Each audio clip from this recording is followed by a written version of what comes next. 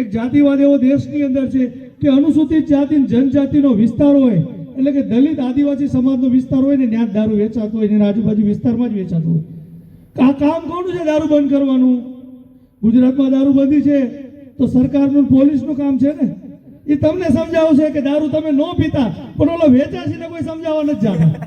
એને કોઈ ક્યાં કે બુટલેગર તો આથી બંધ કરી નાખે અમારા વિસ્તારમાં દારૂ ન વેચાવો તો હપ્તો કોણ આપશે? વાત ઘણું બધું છે. આના માટે તમારે છે ને કાશીરામ સાહેબે કીધું છે બરાબર કે તમારે શાસક વર્ગ બનવાનું છે. તમે ને ઉપર બેઠા હશો ને તો તમારું બધું થશે, તમારે નીચે નહીં બેસવું. સતીશભાઈ સાગઠિયા સાહેબ એડવોકેટ અને એમની પૂરી ટીમ પોતે સ્થાન ગ્રહણ કરે. રમેશભાઈ રાઠોડ સાહેબ, પરમાર સાહેબ પણ પોતાનું સ્થાન ગ્રહણ કરે. કિશોરભાઈ, જયેશભાઈ રાઠોડ તે પણ પોતાનું સ્થાન ગ્રહણ કરે.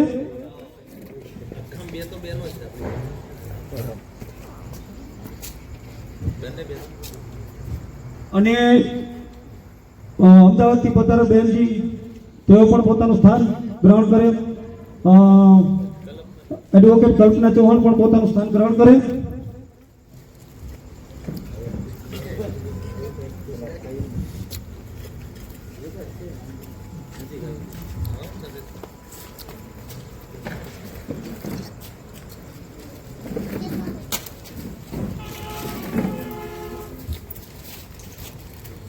જય ભીમ.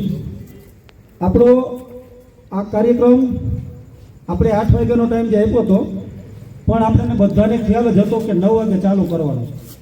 પહેલાં જે પત્રિકા છાપવાની હતી એમાં આપણે બધાએ નક્કી કર્યું હતું કે 9 વાગ્યા આપણે ટાઈમ ફિક્સ કરીએ, પણ આપણે એવું વિચાર્યું કે 8 વાગ્યાનું કહીશું એટલે આપણે 9 વાગે કાર્યક્રમ સ્ટાર્ટ કરશું, એટલે થોડોક લેટ થયો છે. હજી પણ જે લોકો બહાર હોય તે બધા અંદર આવી જાય. ક્યાં હતા? હવે આપણે આપણો દેશી ડાયરો છે. હા હા, વિડીયો ઉતારજો. છોકરાનું બેઠા આપણા માણસોના બધાના ઓલરેડી બધા જે જગ્યાએ ઉભા બધાને આવી જાય. આમ આગળ આગળ ત્યાં બધાના સીન આવી જાય. જો લાઈવ પ્રોગ્રામ હાલે એમ નહીં, બધું આવી જાય એમ બાકી નહીં. જો બહાર આ જાય ના કોઈ ના કોઈ એક વાર બોલી જશે. હવે કોઈ બારે હજી કોઈ બેઠા હોય તો તે લોકો અંદર આવી જાય. એટલે હવે આપણો કાર્યક્રમ સ્ટાર્ટ થઈ ગયો છે. કદાચ અડધી કલાક આપણે મોડા છીએ. હવે આપણે આપણા કાર્યક્રમને સ્ટાર્ટ કરશું. આજે એક એવા મહાન ક્રાંતિકારી જેનો જન્મદિવસ છે, જેનું નામ છે બિરસા મુંડા, કે જેનો જન્મ ઝારખંડમાં થયેલો અને એને ભારત નહીં પણ એને આખી દુનિયા ઓળખે છે. એ મહાન ક્રાંતિકારી કે જેના જન્મ દિવસે આપણે ભેગા થયા છીએ, ત્યારે બહારથી ઘણા બધા આપણા મહેમાનો પણ આવ્યા છે, તો તેઓ બધા પોતપોતાની વાત રાખશે. એટલે સૌપ્રથમ હું અત્યારે શરૂઆત કરીશ કે સતીશભાઈ સાગઠિયા સાહેબ પોતાની વાત રાખે.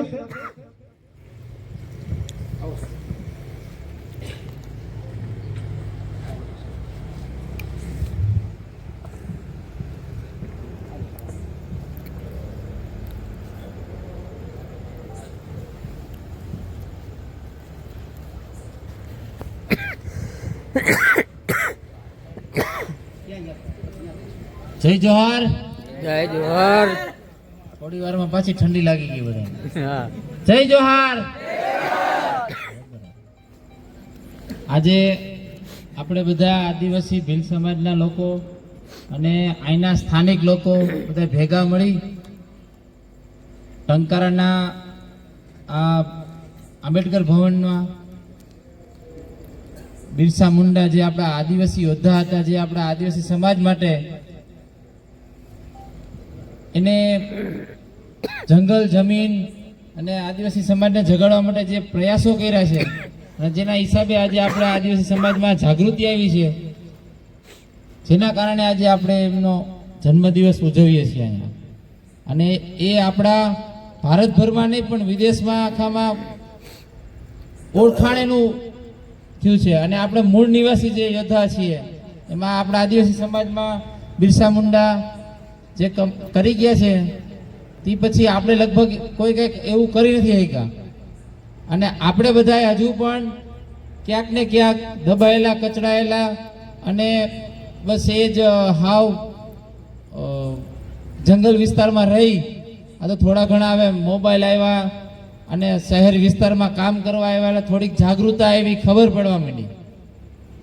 નહીંતર આજના દિવસે પણ આપણો આદિવાસી સમાજ હજી જે પણ ગામમાં રહે છે ને તકલીફમાં અને મુસીબતમાં રહે છે. આપણે મૂળ નિવાસી છીએ, આપણને ખબર નથી આપણી તાકાત, આપણી જે શક્તિ છે એનો આપણો ઉપયોગ નથી કરી શકતા. જય જોહાર. ખૂબ સરસ સતીશભાઈ સાહેબ શ્રી. હવે પછીના આપણા વક્તા રહેશે મુકેશભાઈ પરમાર.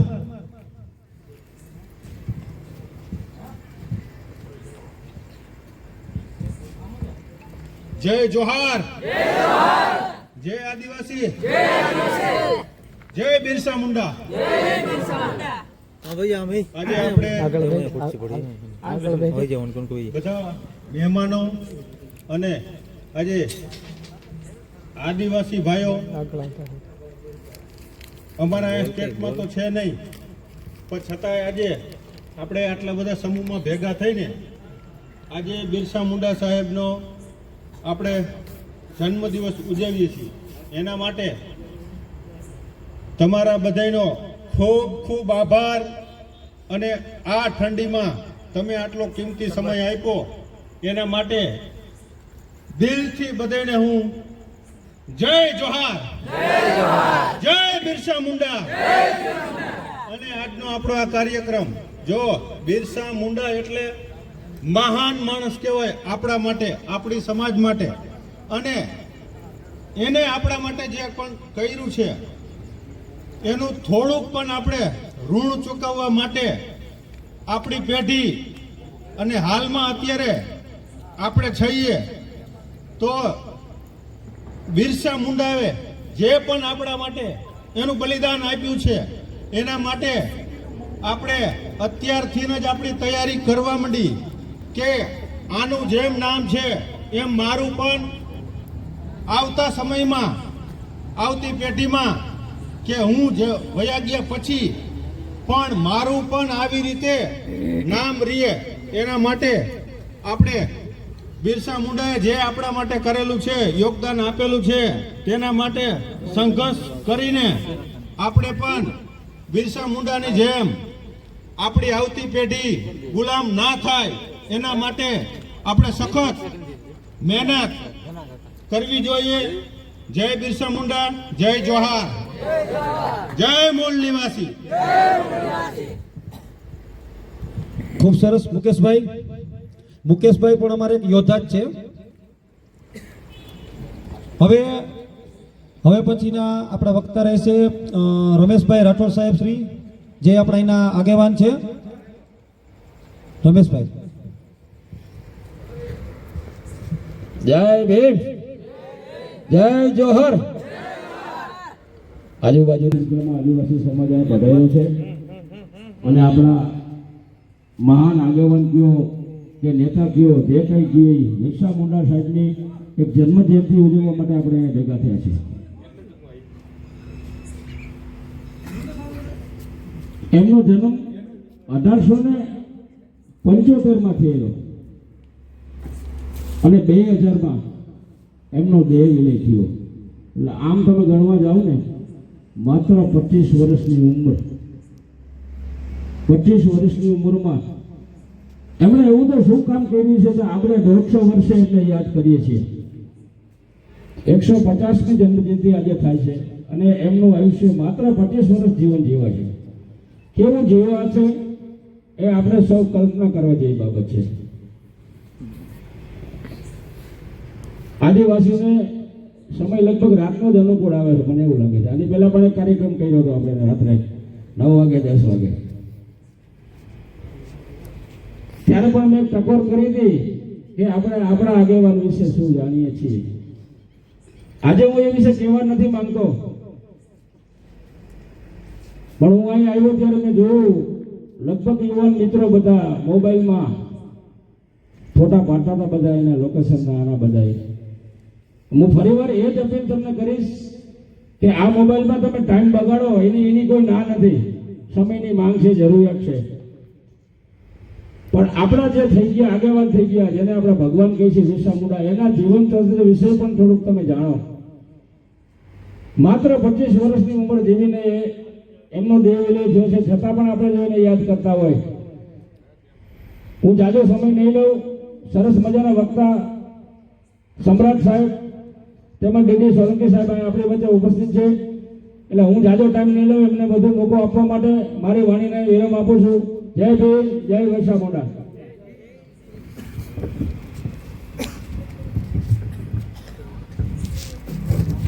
આપણી વચ્ચે અત્યારે ટંકારા તાલુકાના નવા પીઆઈ સાહેબ જે મુકાયેલા છે, જેઓ આવી ગયા છે, જેમને હું વિનંતી કરું કે સ્ટેજ ઉપર આવે અને એમનું જોરદાર સ્વાગત છે.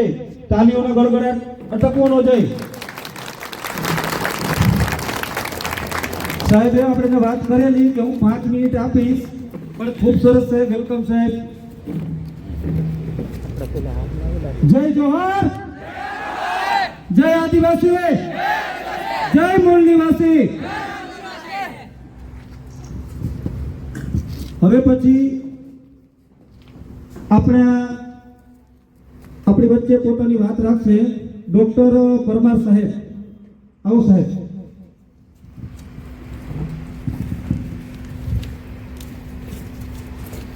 સાથીઓ, જય મૂલ્યવાસી, જય જવાહર.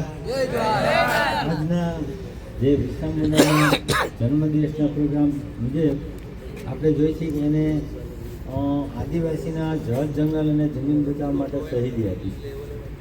એ 1875માં જન્મ ત્યાર પછી એને જે કામ કર્યું બધા માટે, આદિવાસીના જળ જંગલ માટે, અને પછી એને અંગ્રેજો દ્વારા પકડી લેવામાં આવે છે અને જેલમાં એનું મૃત્યુ થાય છે.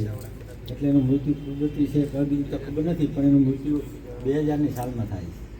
એટલે બિરસા મુંડાએ ઘણું બધું બલિદાન આપેલું છે, અને જ્યારે આવા મહાપુરુષો જે હોય એનું જે બલિદાનની ભાવના જે હોય એ જો આપણે જાણીએ તો આપણામાં બલિદાનની ભાવના ઉત્પન્ન થાય. જો આપણે આપણા મહાપુરુષોને વિચારો અથવા તો એની જે બલિદાનની કે ત્યાગની ભાવના ન જાણીએ તો આપણામાં કોઈ દિવસ વિચારો આવે નહીં. એના પહેલાં એક તાત્યા ભીલ હતા. એ તાત્યા ભીલ પણ 1842માં જન્મ હતા, અને એને પણ ઘણું બધું આંદોલન કર્યું. 1878થી 1889 સુધી એને છે ને જળ જંગલ અને જમીન બચાવવા માટે અથવા તો આદિવાસીઓના હક અધિકાર બચાવવા માટે એના સમાજમાં બહુ જાગૃતિ કરી, અને એ પણ અંગ્રેજોના હાથમાં પછી પકડાઈ જાય છે અને એને 89માં ફાંસી આપવામાં આવે છે, જે મધ્યપ્રદેશમાં થયા હતા. અને એના પહેલાં પણ એક તિલકા માંજી થયા હતા. તિલકા માંજી જે 1750માં જન્મ હતા, અને 1785ની અંદર એને ફાંસી આપવામાં આવી હતી.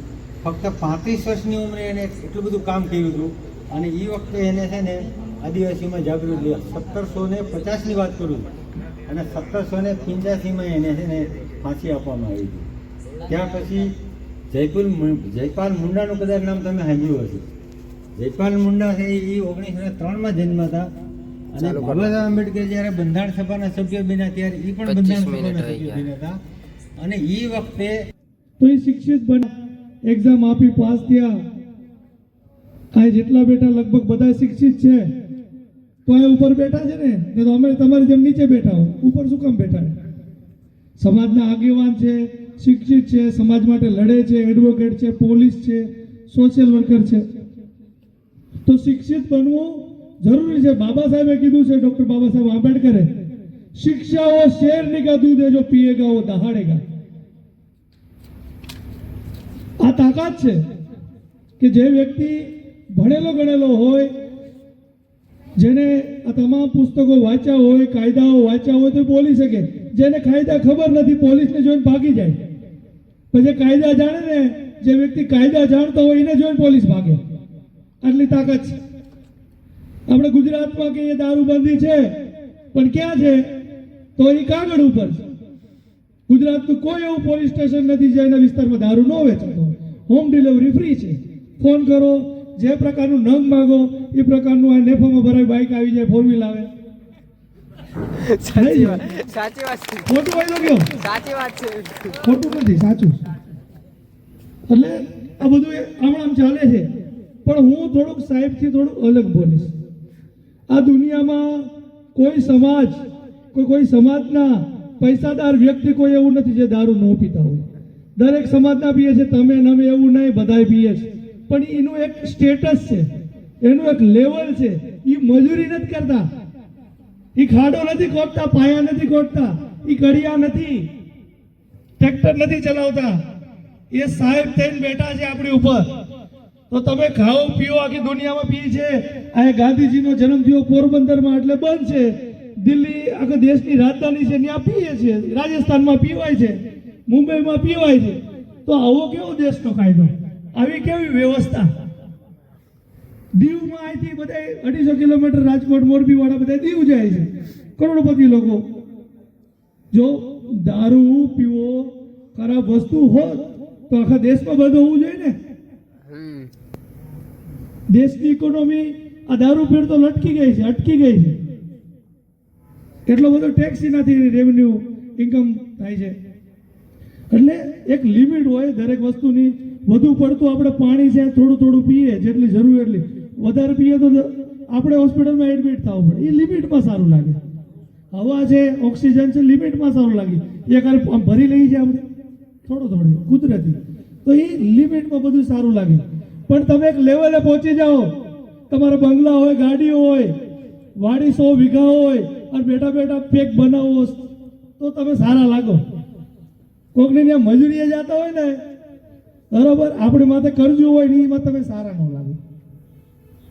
આપણું એક દૂષણ એવું છે, એક જાતિવાદ એવો દેશની અંદર છે કે અનુસૂચિત જાતિ જનજાતિનો વિસ્તાર હોય, એટલે કે દલિત આદિવાસી સમાજનો વિસ્તાર હોય ને, ત્યાં જ દારૂ વેચાતો હોય, એના આજુબાજુ વિસ્તારમાં જ વેચાતો હોય. આ કામ કોનું છે દારૂ બંધ કરવાનું? ગુજરાતમાં દારૂબંધી છે તો સરકારનું, પોલીસનું કામ છે ને. એ તમને સમજાવશે કે દારૂ તમે ન પીતા, પણ ઓલો વેચાશીને કોઈ સમજાવવા નથી જતા.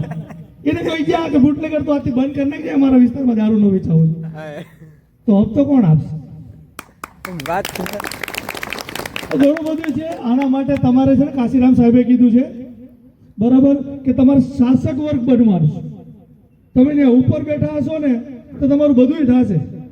તમારે નીચે નહીં બેસવું પડે, ઉપર બેસવાનું છે. આપણે આ લડાઈ ઘણા બધા પ્રકારની છે. ધાર્મિક લડાઈ ઓલા અમુક લોકો નીકળી ગયા છે, ફલાણું રાષ્ટ્ર બનાવી દો, કેસરી કલરનું બનાવી દો, લાલ કલરનું બનાવશું, બરોબર. એના મગજમાં સોફ્ટવેર ફિટ થઈ ગયા છે અંધભક્તિના, તો એની રીતે હાલે છે. ઘણા લોકો અંધભક્તિના સોફ્ટવેર લઈને સોશિયલ મીડિયામાં ફરે છે. એવા પ્રકારના લોકોને 2 રૂપિયાના એક મેસેજ વાયરલ કરવાના 2 રૂપિયાના પગાર ઉપર બેસાડ્યા છે 2-5 કરોડ લોકોને દેશમાં. એ બેઠા બેઠા આવું મેસેજ વાયરલ કરે છે. એને કાંઈ કામ ધંધો નથી, એ નવરા છે. દેશમાં ધંધો જ નથી, બેરોજગાર દેશ છે, બરાબર. 2 કરોડની નોકરી દેવાની વાત થઈ હતી, હજી 2 કરોડ પૂરા નથી થયા, 3રી ટર્મ ચાલુ થઈ ગઈ. એટલે વસ્તુ એવી છે, તમે ભણ્યા નથી, બરાબર. મારા મા બાપ એટલું બધું ભણ્યા નથી, મને થોડો ઘણો ભણાવ્યો, તો હું મારા બાળકોને મારી કરતા વધારે ભણાવીશ. તો તમે નથી ભણ્યા, ચલો સમય વહી ગયો, આપણે મજૂરીમાં આપણે પર થોડું કરજું થઈ ગયું, પણ તમે તમારા બાળકોને તો ભણાવી શકો છો ને. એક સાહેબ હતા, અરવિંદ સોનટકે સાહેબ, એ ઇન્કમટેક્સ કમિશનર હતા, અને એના ફાધરને એ જ્યારે ઇન્કમટેક્સ કમિશનર બન્યા ત્યારે એને સન્માન કરવાનો કાર્યક્રમ રાખ્યો. સ્ટેજ ઉપર એમને એના ફાધરને બોલ્યા કે 2 શબ્દ બોલો, તમારો દીકરો કમિશનર બન્યો છે ઇન્કમટેક્સમાં. તો એને કીધું કે મારો દીકરો કમિશનર બન્યો છે, પણ હું ભણી ન શક્યો, હું કમિશનર ન બની શક્યો, પણ હું કમિશનરનો બાપ બન્યો છું. શું એ કમિશનરના બાપ બન્યા? એનો દીકરો કમિશનર બન્યો એટલે કોણ થયું? એ શું કહેવાય? કમિશનરના બાપ થયા ને. તો તમે કમિશનરના, કલેક્ટરના, એસપીના બાપ તમે બની શકો છો, તમારા બાળકોને ભણાવો તો ભણાવશો કે નહીં? હા હા બોલો. કાંઈ પાછળ આ ભાઈ ફેંક્યા કરે, અમને કાંઈ વાંધો નથી, પણ આ એક વિચારધારાની લડાઈ છે કે એસસી એસટી ઓબીસી માઇનોરિટી આ દેશના જે મૂળ નિવાસી છે, બરોબર, જે આ દેશના રાજા હતા અને અત્યારે મજૂરી કરે છે, તો એને પાછા રાજા બનવાની લડાઈ છે. શું તમને આપણો પાછો આ રાજ મેળવવાનું છે? કાયદાકીય રીતે તમે તમારા આઈપીએસ અધિકારી તમારો હોવો જોઈએ, આઈએસ અધિકારી તમારો હોવો જોઈએ, તમારા ધારાસભ્ય હોવા જોઈએ, તમારો મુખ્યમંત્રી હોવો જોઈએ, તમારો પ્રધાનમંત્રી હોવો જોઈએ. આ ઈ લડાઈ છે. તમારા કોઈ છે ને જે છે અનામતિયા છે તમારા માટે લડતા નથી, એના ઘર ભરે છે. એટલે ફાયદા છે, નુકસાન છે, પણ આપણે પોઝિટિવ દિશામાં જવાનું છે. 5 મિનિટ હજી વધારે લઈશ કે બિરસા મુંડા ભગવાન, જેને ધરતી આબાનો ધરતીના પિતા જેને કહેવાય છે, એ અંગ્રેજો સામે લડ્યા અને જેને જનનાયક કહેવામાં આવ્યા. આ લડાઈના અંગ્રેજો સામે જે લડાઈ હતી એને જનનાયક આખું અત્યારે ભારત દેશ, કેન્દ્ર સરકાર દરેક રાજ્યોમાં અત્યારે એમની જન્મ જયંતિ ઉજવી રહી છે. 150મી જન્મ જયંતિ છે આજે એમની. રાજકોટની અંદર એક સ્ટેચ્યુનું લોકાર્પણ થવા જઈ રહ્યું છે, હજી થયું નથી, કામ ચાલુ છે. ત્યાં પણ અમુક જાતિવાદી લોકો પહોંચી ગયા, આવેદન પત્રો દેવા મળ્યા, સોશિયલ મીડિયામાં ભડકાઓ એવા મેસેજ વાયરલ કરવા મળ્યા કે આ તો ઝારખંડના નેતા છે, આઈના નથી, બરાબર. તો શિવાજી મહારાષ્ટ્રના છે, રાણા પ્રતાપ રાજસ્થાનના છે, ભાઈ ઓલે ભાઈ તલવારવાળી બેન છે, શું ડુપ્લિકેટ નામ, હા, ઝાંસીની રાણી, એ ઝાંસીના છે. તો એ રાજકોટમાં ગુજરાતમાં બધી જગ્યાએ સ્ટેચ્યુ છે ને.